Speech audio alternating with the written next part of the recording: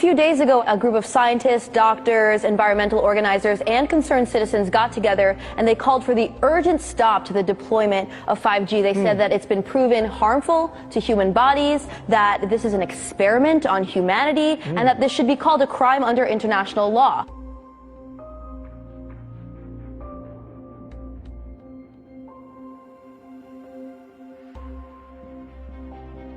"5G is a weapon. It's used by the military. Do you know these 5G millimeter wave technologies are used to scatter crowds? They drive up in this technology when they want to scatter a cloud, and they put out these frequencies in a much higher power than 5G will be initially with us, but the same frequencies.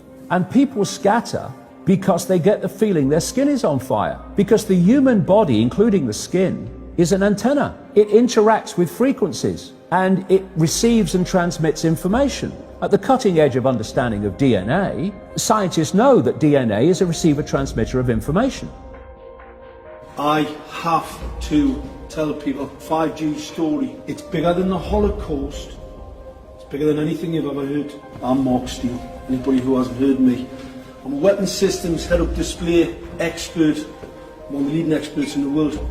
I've actually brought cover in relation to this, and the reason I became an expert was because I invented 5G as a killer. Do not believe a single word I say.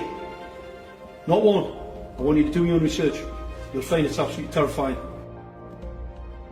There are going to be boxes broadcasting 5G, this weapon, down every street, all over the world. What we're concerned about 5G is that it's going to require a transmitter about every 3 to 10 homes. So you're talking about a small cell tower placed in front of your home. Because at these high frequencies you can't have... It doesn't travel very well. Yeah. And people need to understand, it's 24 gigahertz to 90 gigahertz. These are not 2 feet. These are 2 inches to half an inch. And this is very dense wireless radiation hitting our bodies. What we know is that it pulses more, it's got higher frequency, more waves per second, it beats up the cells more.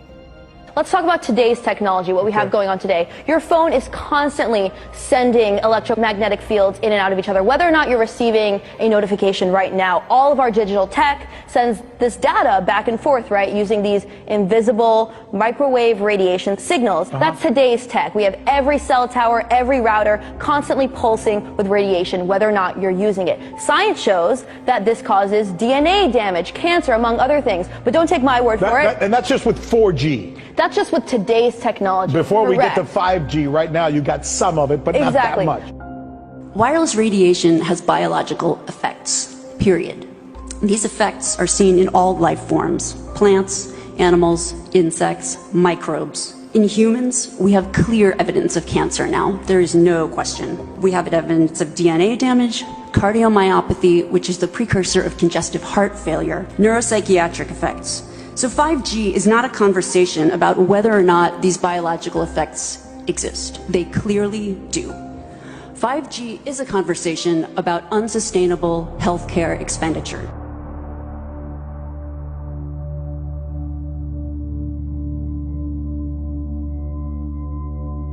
So we are electromagnetic, electrical organisms, transmitters and receivers of information. When our electromagnetic fields are in balance and harmony, we have health. We have psychological health and we have physical health. The reason that this technological society is causing so much psychological and, quote, physical disease is because these frequencies, technologically driven, and we live in this Wi-Fi world now and all the phone masts and all the rest of it, these technologically generated frequencies are scrambling the balance of the human electromagnetic electrical communication systems.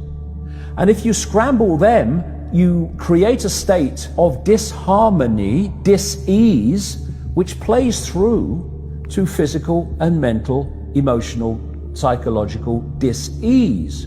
And there's another point to this.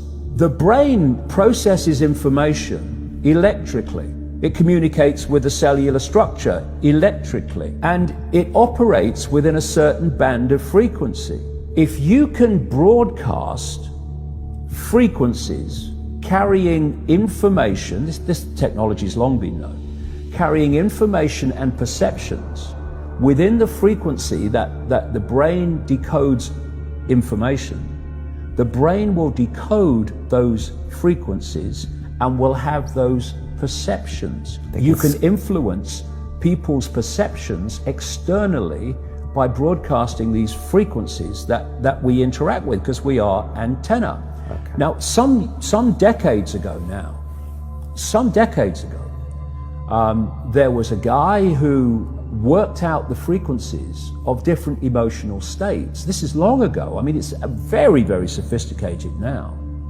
So every thought, every emotional response is a frequency. It generates a frequency, and it is of itself a frequency.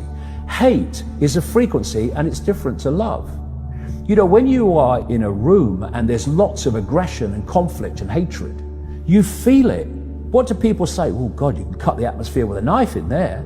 That is because the frequencies of hate and conflict have been so generated, they have changed the electromagnetic field of the room. Okay, so 5G is going to be weaponized against us potentially. Yeah, but the point being that they worked out the frequencies of various emotions, including rage and what have you.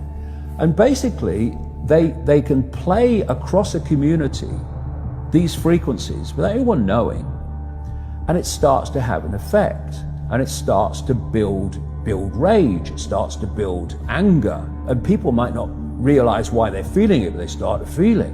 And then what they do is they trigger that with an event. Maybe some guy is attacked by the police or something, or somebody's arrested for something they didn't commit, and now there's the trigger.